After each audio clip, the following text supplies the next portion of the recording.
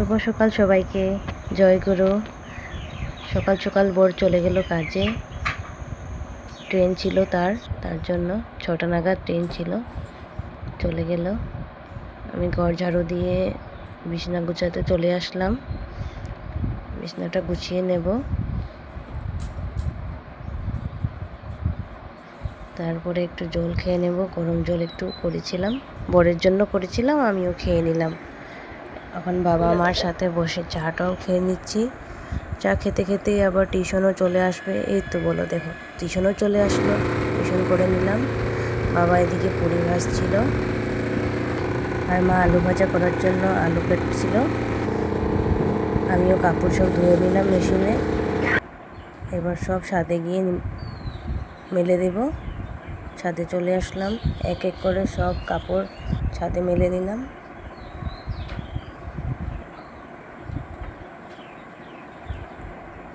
এবার হয়ে গেছে, চলে যাব নিচে।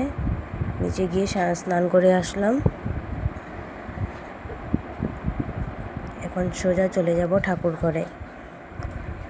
ঠাকুর ঘরে চলে আসলাম।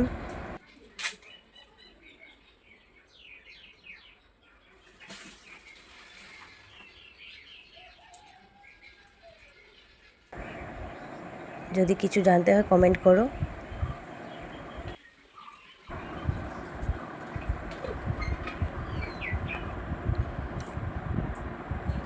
সবাইকে স্নান করে নিচ্ছি।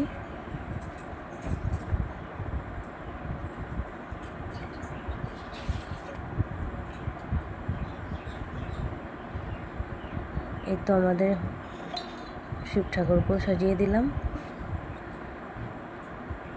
এখন সবাইকে এক এক করে ফুল দিয়ে ভোগ দিয়ে ঠাকুর পূজা সমাপ্ত করব।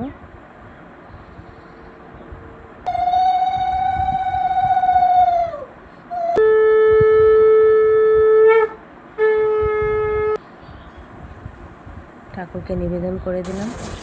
এখন আমি চলে আসব, সকালে ব্রেকফাস্ট করব, পুরি আর আলু ভাজি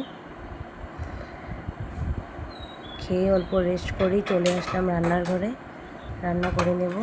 যেহেতু মা সব কেটে কুটে রেখেছিল, আমি এক এক করে সব রান্না করে নিলাম। লাস্টে শুধু চাল কুমড়োর বড়াটা ভাজবো গরম গরম। এখন ছাদে চলে আসলাম। ছাদে এসে এখন সব কাপড় শুকিয়ে গেছে, তার জন্য নিয়ে যাব এখন। যেহেতু আমি ওয়াশিং মেশিনে শুকিয়ে নিয়েছিলাম তো কাপড়গুলো, তার জন্য আর আলাদা করে রোদ্রে অনেক সময় রাখতে হয়নি।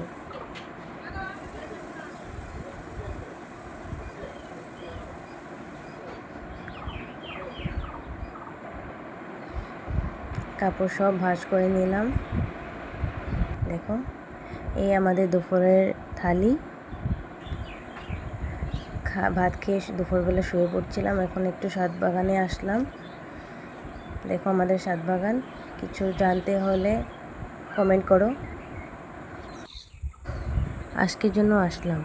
ভালো থেকো সবাই।